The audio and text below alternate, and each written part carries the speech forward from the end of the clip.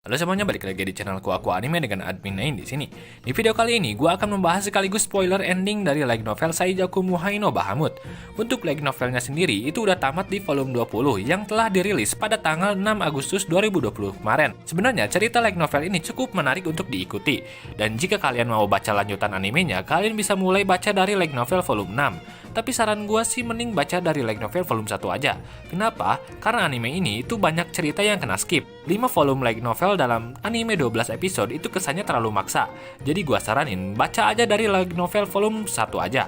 Kalian bisa baca light novel ini secara gratis di Novel Ringan atau Baka Pervert. Tapi saran gue sih kalau punya uang, beli aja light novelnya di Bookwalker atau Amazon. Sekalian nge-support autornya langsung. Seperti yang udah gue bilang tadi, light novel ini itu udah tamat. Jadi di sini gue bakal bahas bagian pentingnya, yaitu harem yang dimiliki oleh Lux Arcadia. Tapi sebelum masuk ke pembahasannya, gue mau memperjelas dulu bahwa daftar harem yang bakal gue jelasin di sini itu adalah daftar wanita yang sudah dikonfirmasi memiliki perasaan cinta pada Lux. Nah, untuk pembahasan ending light novelnya bakal gue bahas setelah gue selesai bahas semua haremnya. Oke, tanpa kebanyakan cincong lagi, kita masuk ke pembahasannya langsung. Yang kesatu adalah Lisa Sarte Atismata atau biasa dipanggil Lisa. Lisa adalah putri pertama dari kerajaan Atismata yang baru. Dalam pertemuan pertama Lisa dengan Lux, saat itu Lux berlari dan jatuh dari atap. Dan secara tidak sengaja, dia jatuh tepat di atas Lisa yang sedang berada di pemandian wanita. Karena situasi saat itu sangat awkward, jadinya si Lux ini mencoba untuk memuji wajah dan tubuh Lisa, tapi dia malah menimbulkan kesalahpahaman yang membuat si Lux ini ditahan oleh Triad. Secara tidak sengaja, saat itu Lux juga melihat sebuah tato yang ada di perut Lisa. Untuk informasi aja, jadi tato di perut Lisa ini adalah tanda bahwa dia pernah diperbudak saat masa-masa kerajaan Arcadia yang lama. Oke, sekalian penjelasan juga, biar kalian makin paham sama alur ceritanya. Jadi pada 10 tahun sebelum cerita dimulai, sebuah kekuatan yang disebut sebagai Drag Rides ditemukan di sebuah kuil reruntuhan. Tapi karena suatu alasan, para wanita saat itu tidak diperbolehkan untuk menggunakan Drag Rides ini. Dalam masa ini, Lux yang merupakan pangeran ketujuh menjadi orang termuda yang menjadi Drag Knights. 5 tahun kemudian, kerajaan Arcadia menculik gadis-gadis muda untuk dieksperimenkan dalam pembuatan senjata. Dan mereka juga tetap akan melakukan eksperimen ini pada bangsawan sekalipun. Kerajaan Arcadia memandang rendah derajat wanita dan selalu beranggapan bahwa laki-laki lebih tinggi derajatnya dari wanita. Oleh karena itu, Kaun Atismata atau ayah Lisa mengumpulkan bantuan dari berbagai negara untuk melakukan pemberontakan. Dan sebagai tanggapan dari pemberontakan yang dilakukan oleh Kaun Atismata, kerajaan Arcadia kemudian menculik anak Kaun Atismata yaitu Lisa. Tapi Kaun Atismata tidak memperdulikan Lisa dan mengatakan bahwa dia masih memiliki anak yang kedua. Oleh karena itu, usaha kerajaan untuk menculik Lisa pun menjadi tidak berguna. Jadi si Lisa ini dijadikan budak oleh Velvet Bard dan kemudian dia dilatih untuk menjadi seorang assassin. Tapi di sini ternyata Lux berpihak pada para pemberontak, meski dia adalah pangeran Arcadia. Singkat cerita, kerajaan Arcadia hancur setelah Lux disebutkan telah mengalahkan sekitar 1200 Drag Knights yang berasal dari kerajaan Arcadia. Dan hal ini membuat Lux disebut sebagai Black Hero. Kaun Atismata dan anak keduanya pun mati dalam pemberontakan ini. Jadi saat kerajaan Atismata baru dibentuk, Lisa diadopsi oleh bibinya yaitu Raffi Atismata yang telah menjadi ratu di kerajaan baru ini. Oke, kembali lagi ke pembahasan Lisa. Seiring berjalannya waktu, Lisa mulai akrab dengan Lux. Lux saat itu menyelamatkan Lisa dari Velvet Bard dan sekaligus mengungkap identitas rahasianya sebagai Black Hero pada Lisa. Tapi Lisa tidak membocorkan informasi ini pada publik. Dan mengenai hubungan antara Lux dan Lisa ini sebenarnya gue gak perlu jelasin lagi detailnya. Karena dari animenya aja udah jelas kelihatan kalau si Lisa ini menyukai Lux. Spoiler, dalam light novel volume 18, Lux akhirnya menyatakan cintanya pada Lisa dengan berkata, "Lisa sama aku mencintaimu." Yang kedua adalah Krul Sivir Einvolk. Krul Sivir adalah seorang bangsawan dari keluarga Einvolk. Krul adalah orang yang menangkap Lux saat Lux secara tidak sengaja masuk ke pembandian wanita. Krul saat itu menyadari bahwa ada yang aneh dari Lux karena Lux membawa 2 buah pedang. Dan salah satu pedangnya itu berwarna hitam. Nah, dari sini Krul udah curiga kalau si Lux ini adalah Black Hero. Saat itu Lux lagi-lagi secara tidak sengaja terjebak dalam sebuah ruang ganti wanita dan dia secara tidak sengaja melihat Krul Sivir yang sedang berganti pakaian di sana. Krul Sivir yang nyadar ada Lux pun memanfaatkan keadaan ini untuk keuntungannya. Krul Sivir saat itu lelah dengan perjodohan yang dilakukan oleh keluarganya. Oleh karena itu, Krul menyuruh Lux untuk menjadi pacarnya selama 1 minggu untuk melepaskan diri dari para pelamar ini. Krul Sivir dulunya ditemukan dalam kotak harta di dalam reruntuhan hall, yang kemudian diadopsi oleh keluarga Einvolk. Meski Lux sudah mengetahui fakta ini, dia tidak memperdulikan hal itu dan tetap bersedia melindungi Krul. Untuk hubungan Lux dan Krul, mereka sudah sempat berciuman, kalian bisa melihatnya dalam animenya.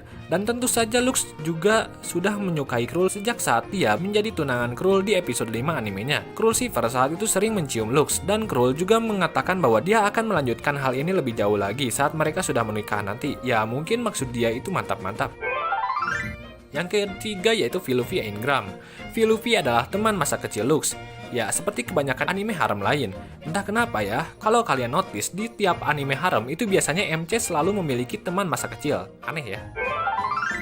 Oke, kembali lagi ke pembahasannya. Dulunya Lux sering bermain bersama si Philuffy ini. Namun semuanya berubah ketika Philuffy dijadikan bahan eksperimen oleh kerajaan Arkadia lama. Ya, seperti yang sudah gue jelaskan tadi, jadi saat masa kerajaan lama, mereka gak pandang bulu untuk melakukan eksperimen mereka. Karena Philuffy akan dijadikan bahan eksperimen, Lux akhirnya memihak pada para pemberontak dan melawan negaranya sendiri. Karena menurut Lux, Philuffy adalah orang yang paling berharga baginya setelah adiknya. Bisa dibilang si Philuffy ini adalah alasan Lux untuk bertarung, dan sudah jelas bahwa Lux ini sudah lama menyukai Philuffy. Yang keempat adalah Celestia Ralgris. Celestia dikenal sebagai orang terkuat di akademi yang sangat membenci pria. Dia menentang keras terhadap keputusan akademi yang menerima Lux sebagai murid. Lux kemudian mencoba mendekati Celestia dengan cross-dressing sebagai wanita bernama Luno. Karena hal ini, dia bisa berinteraksi dengan Celestia dan lebih mengenalnya. Lux kemudian menyadari bahwa Celestia membenci pria karena dia jarang berinteraksi dengan mereka. Di suatu kesempatan, Lux berhasil menyelamatkan Celestia saat ada kejadian di mana ternyata teman dekat Celis yang bernama Sania terbongkar sebagai mata-mata. Setelah insiden ini, mereka berdua berteman dan mereka juga sempat pergi ngedate. Di suatu hari, Lux tidak sengaja mendengar Celestia berlatih mengatakan aku mencintaimu. Lux sadar bahwa Celestia juga memiliki perasaan yang sama dengannya. Beberapa hari setelah itu, Lux akhirnya menyatakan cintanya pada Celis. Yang kelima adalah Yoruka Kirihime. Yoruka adalah seorang asasin dari kerajaan Arkadia lama. Ketika Yoruka bertemu kembali dengan Lux, dia bersumpah akan membantu Lux untuk menghancurkan kerajaan Atis Mata yang baru. Padahal Lux sama sekali tidak menginginkan hal itu. Yoruka ini masih memiliki kesetiaan pada kerajaan Arkadia yang lama. Jadi dia ini berencana untuk menghidupkan kembali kerajaan yang lama. Yoruka memperkenalkan dirinya sebagai pelayan Lux, dan dia juga mencoba untuk melayani Lux dalam berbagai hal, mulai dari sekolahnya hingga saat Lux sedang mandi sekalipun. Dulunya, Yoruka adalah seorang putri dari sebuah negara bernama Koto. Di masa lalu, kerajaan Arkadia menghancurkan Koto dan menculik adik Yoruka. Untuk menyelamatkan adiknya ini, Yoruka bersedia untuk menjadi seorang asasin yang bekerja di bawah kerajaan Arkadia. Lux kemudian meminta maaf sebagai pangeran Arkadia. Lux juga mengatakan pada Yoruka agar tidak usah melayaninya lagi karena saat ini kerajaan lama sudah hancur, tapi Yoruka menolaknya dan ingin terus melayani Lux karena dia masih menjadi anggota kerajaan. Setelah beberapa insiden, Yoruka akhirnya bersedia melayani Lux dan sekaligus melindungi kerajaan Atis Mata yang baru. Dia juga sudah mulai melupakan kesetiaannya pada kerajaan yang lama. Yoruka juga mengatakan bahwa dia bersedia untuk merawat Lux pada malam hari. Ya maksudnya mantap-mantap. Selain dengan wanita-wanita tadi, ternyata Lux juga disukai oleh beberapa anggota keluarganya sendiri. Yang keenam adalah Airi Arkadia. Airi adalah adik perempuan Lux yang memiliki badan lemah. Setelah kematian ibunya, Lux lah orang yang merawat adiknya ini. Lux menganggap bahwa adiknya ini adalah orang yang paling berharga baginya dan dia juga rela melakukan apapun demi adiknya ini. Airi juga menyebut bahwa dia menyukai Lux, tapi bukan sebagai saudara. Yang ketujuh adalah Airil V Arkadia. Airil adalah saudara jauh Lux. Bisa dibilang si Airil ini berasal dari keluarga cabang Arkadia. Airil awalnya adalah musuh dari Lux, tapi Lux berhasil membuat Airil jatuh cinta padanya dan membuatnya menjadi salah satu sekutunya.